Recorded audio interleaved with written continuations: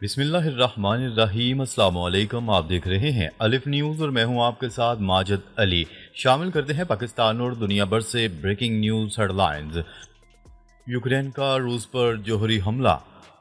Ukraine نے روس کے خلاف ایک انتہائی خطرناک قدم اٹھایا جو عالمی امن کے لیے سنگین خطرہ بن چکا ہے۔ یوکرین نے روس کے جوہری پاور پلانٹ پر ڈرون حملہ کیا ہے جس سے پلانٹ کو شدید نقصان پہنچا اور اس کی 50% سے زیادہ کی کیپیسٹی متاثر ہو گئی۔ روس نے کچھ ڈرونز کو روک تو لیا لیکن ایک پلانٹ کو تباہ کر دیا گیا۔ اب انٹرنیشنل اتھارٹیز اس بات کی نگرانی کر رہی ہیں کہ کیا تابکاری لیک ہوئی ہے یا نہیں۔ اگر ریڈیشن لیک ہوتی ہے تو پورا علاقہ خالی کرنا پڑے گا، لاکھوں لوگوں کو منتقل کرنا ہوگا اور علاقے میں جو تباہی ہوگی اس کا تصور بھی نہیں کیا جا سکتا۔ انسانی جانوں اور ماحول کو لاحق خطرات ناقابل برداشت ہوں گے۔ یہ حملہ یوکرین کے آزادی کے دن پر کیا گیا جب 1991 میں سوویت یونین سے آزادی ملی تھی۔ صدر زیلنسکی نے آج ہی کرائمیا واپس لینے کا اعلان کیا جسے ڈونلڈ ٹرمپ کے تمام سفارتی کوششیں برباد ہو گئیں۔ اب امن کی کوئی امید نہیں رہی، صرف جنگ کا سلسلہ جاری رہے گا، جبکہ روس نے واضح کر دیا ہے کہ یوکرین کو بھرپور جواب دیا جائے گا، جیسا کہ 2 دن پہلے بھی خبردار کیا گیا تھا۔ اور نیٹو کے سربراہ نے پیوٹن اور زیلنسکی سے ملاقات کی ہے جس سے ظاہر ہے کہ نیٹو مکمل طور پر یوکرین کے ساتھ کھڑا ہے۔ اس لیے یوکرین کو اب نیٹو کے میزائل اور ہتھیار مل رہے ہیں اور آنے والے دنوں میں روس پر بڑے حملوں کا سلسلہ شروع ہو سکتا ہے۔ زیلنسکی نے روس کی زمین واپس لینے کا اعلان کیا ہے لیکن اس کی صلاحیت نہیں۔ اسے نیٹو اور یورپ کی مدد چاہیے جو یورپ کو شدید تشویش میں مبتلا کر رہا ہے۔ روس اب لانگ رینج میزائلوں سے یوکرین کی سپلائی لائنز کو کاٹنے کی تیاری کر رہا ہے، چاہے وہ امریکہ سے آئیں یا کہیں اور سے۔ یہ صورتحال ڈونلڈ ٹرمپ کی پیشگوئی کو سچ ثابت کر رہی ہے کہ بڑی جنگ آنے والی ہے۔ یوکرین نے زمین دینے اور نیٹو میں نہ جانے سے انکار کر دیا، بلکہ زیلنسکی نے پیوٹن کے خلاف کھلی جنگ کا اعلان کر دیا ہے۔ خبر کے اگلے حصے میں بات کرتے ہیں اسرائیل کے سینا سمیت یمن کے متعدد مقامات پر حملے۔ نیوز رپورٹ کے مطابق اسرائیلی حملوں میں 6 شہری شہید جبکہ 100 کے قریب شدید زخمی ہو گئے۔ شہداء اور زخمیوں میں بچے اور خواتین بھی شامل ہیں۔ خبرساز ایجنسی کی رپورٹ کے مطابق اسرائیل نے فوجی تنصیبات اور میزائل گوداموں کو نشانہ بنانے کا دعویٰ کیا ہے۔ متعدد پاور پلانٹس کو بھی فضائی حملوں میں تباہ کر دیا گیا۔ واضح رہے کہ اقوام متحدہ کے سیکرٹری جنرل کے ترجمان سٹیفن ڈوجارک کی جانب سے تمام متحارب فریقین سے کہا گیا ہے کہ وہ بین الاقوامی انسانی قوانین کے تحت اپنی ذمہ داریوں کو پورا کریں اور عسکری کارروائیوں میں نہ صرف شہریوں بلکہ شہری تنصیبات کو بھی تحفظ دیں۔ انہوں نے خطے میں بڑھتی ہوئی کشیدگی پر بھی گہری تشویش ظاہر کرتے ہوئے ایک بار پھر کہا تھا کہ وہ ہر ممکن حد تک تحمل سے کام لیں۔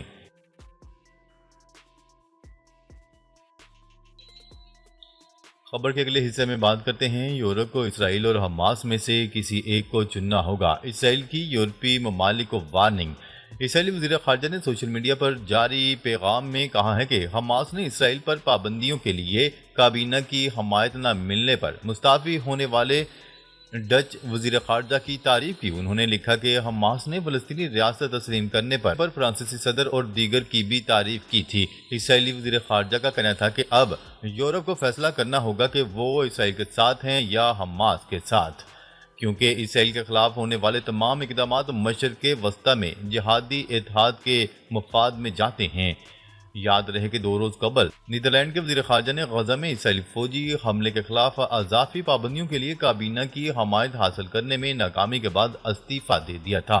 استعفے سے متعلق دیے گئے بیان میں انہوں نے کہا، میں دیکھ رہا ہوں کہ غزہ کی سرزمین پر کیا ہو رہا ہے۔ ایک کابینہ کے طور پر ہم نے اپنے بھی کئی اقدامات کیے ہیں۔ نیدرلینڈ کے پاس شرمندہ ہونے کی کوئی بات نہیں ہے۔ اس سلسلے میں اضافی اقدامات کرنے کے حوالے سے میں نے کابینہ میں کئی بار مزاحمت محسوس کی۔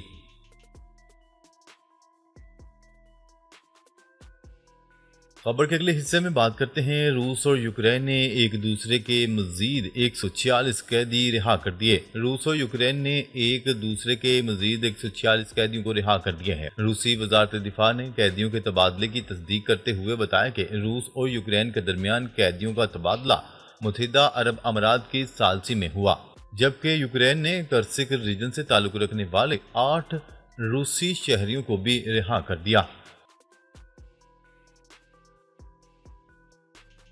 خبر کے اگلے حصے میں بات کرتے ہیں بھارت کا سینتاز معاہدے کے تحت پاکستان سے رابطہ، ممکنہ بڑے سیلاب سے آگاہ کر دیا۔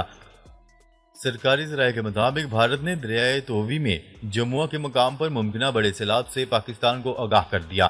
سرکاری ذرائع کا کہنا ہے کہ سیلاب کی ممکنہ صورتحال سے بھارتی ہائی کمیشن اسلام آباد نے پاکستان کو آگاہ کیا۔ سرکاری ذرائع کے مطابق بھارت کی طرف سے رابطہ 24 اگست کی صبح 10 بجے کیا گیا اور بھارت کی طرف سے پاکستان کو ممکنہ سیلاب کی صورتحال سے پیشگی اطلاع دی گئی۔ سرکاری ذرائع کا کہنا ہے کہ مئی میں پاک بھارت جنگ کے بعد یہ اپنی نوعیت کا پہلا بڑا رابطہ ہے۔ سرکاری ذرائع کے مطابق حکومت پاکستان نے بھارتی معلومات کی روشنی میں الرٹ جاری کر دیا۔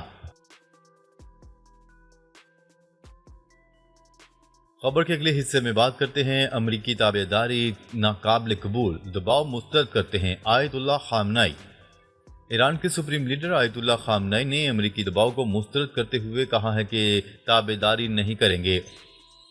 ایرانی خبرساں ایجنسی تسنیم کی رپورٹ کے مطابق سپریم لیڈر آیت اللہ خامنائی نے تہران کے امام خمینی حسینیہ میں امام رضا کے یوم شہادت کی مناسبت سے منعقدہ جلسے سے خطاب کیا، جہاں مختلف شعبہ زندگی سے تعلق رکھنے والے افراد نے شرکت کی۔ آیت اللہ خامنائی نے اپنے خطاب میں کہا کہ ایران کے دشمنوں کو فوجی حملوں میں شکست اور ایرانی قوم، سرکاری عہدے داروں اور مسلح افواج کی مزاحمت اور اتحاد سے احساس ہو گیا ہے کہ نہ تو عوام اور نہ ہی اسلامی جمہوریہ کو جنگ یا تابعداری کے ذریعے محکوم نہیں بنایا جا سکتا۔ خبردار کرتے ہوئے انہوں نے کہا کہ دشمن اسی لیے اب ایران کے اندر انتشار پھیلانے کے لیے اپنے مقاصد حاصل کرنے کی کوششیں کر رہا ہے۔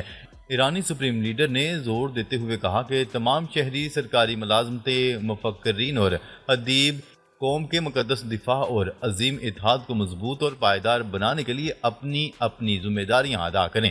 انہوں نے کہا حالیہ مسلط کی گئی 12 روزہ جنگ کے دوران ایرانی قوم نے دنیا کی آنکھوں کے سامنے عظیم وقار کے ساتھ استقامت کا مظاہرہ کیا۔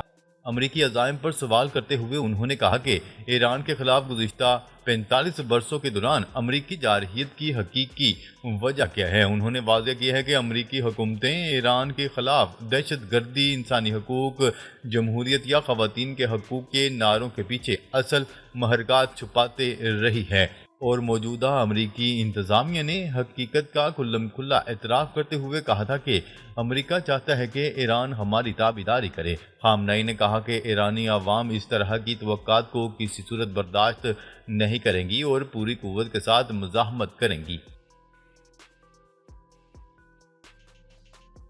خبر کے اگلے حصے میں بات کرتے ہیں روس نے یوکرین جنگ کے خاتمے کے لیے لچک دکھائی ہے۔ امریکی نائب صدر جے ڈی وینس نے کہا ہے کہ روس نے یوکرین کے ساتھ جنگ کے خاتمے کے لیے اہم رعایتیں دی ہیں اور صدر ڈونلڈ ٹرمپ کے ساتھ مذاکرات میں لچک دکھائی ہے۔ جے ڈی وینس نے گزشتہ روز امریکی نشریاتی ادارے کے پروگرام میٹ دی پریس میں انٹرویو دیتے ہوئے انکشاف کیا کہ روس نے پہلی بار 3.5 سالہ جنگ میں اپنے اہم مطالبات پر لچک دکھائی ہے اور جنگ ختم کرنے کے لیے کچھ شرائط پر بات چیت کی۔ تاہم امریکی نائب صدر نے اس بات کا بھی اقرار کیا کہ روس ابھی تک مکمل طور پر اس جنگ کے خاتمے کے لیے تیار نہیں ہے۔